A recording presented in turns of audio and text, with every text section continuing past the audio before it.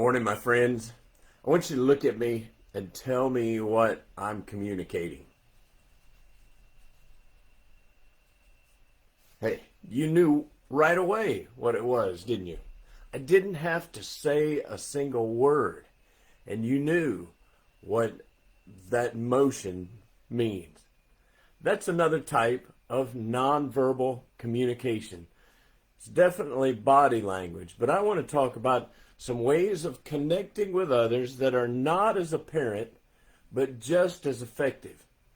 One way that you probably haven't heard of, but you know what it is called paralinguistics.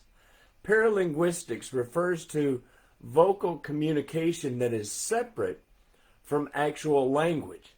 This includes things such as the tone of voice, loudness, inflection, and pitch.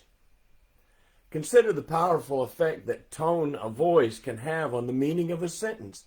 When said in a strong tone of voice, listeners might interpret what you're saying to be said with enthusiasm. The same words said in a hesitant tone might convey disapproval and a lack of interest.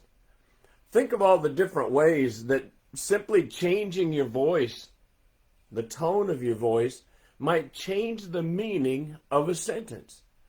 A friend might ask you how you're doing, and you might respond with the standard, "I'm fine."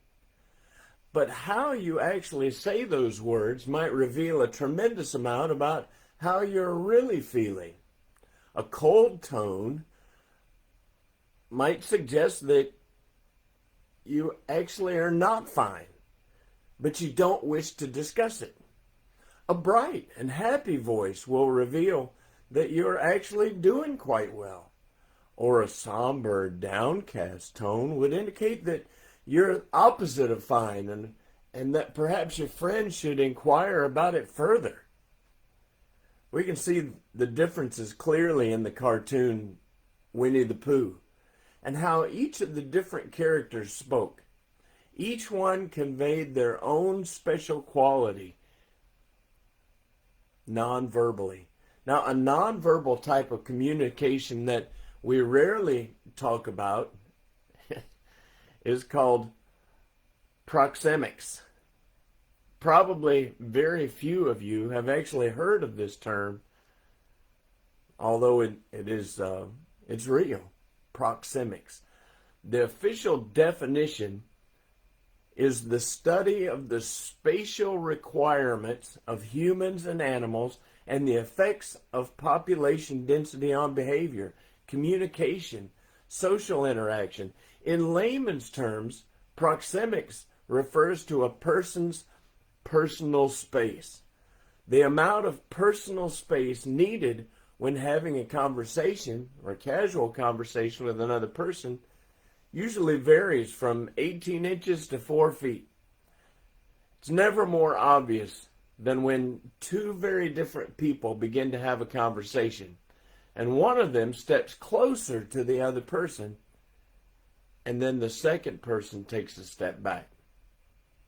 Everyone has a different amount of personal area.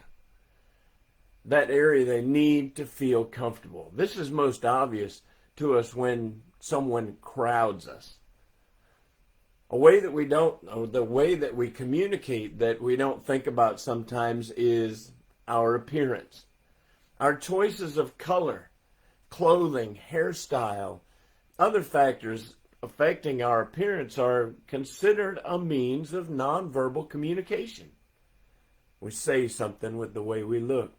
Research on color psychology has demonstrated that different colors can evoke different moods. Appearance can also alter physiological reactions, judgments, and interpretations. Just think of all the subtle judgments that we quickly make about someone based on his or her appearance. These first impressions are important, which is why experts suggest that job seekers dress appropriately for interviews with potential employers. There are so many ways that we communicate things to those around us, some on purpose and some completely coincidental. But communicate we must.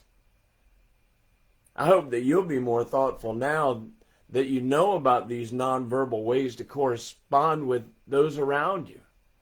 I hope this has been helpful to you this morning. I hope you'll share it with your friends. I want you to go out there and have a fantastic day. Thank you for being with me. I love y'all. Take care. Mike out.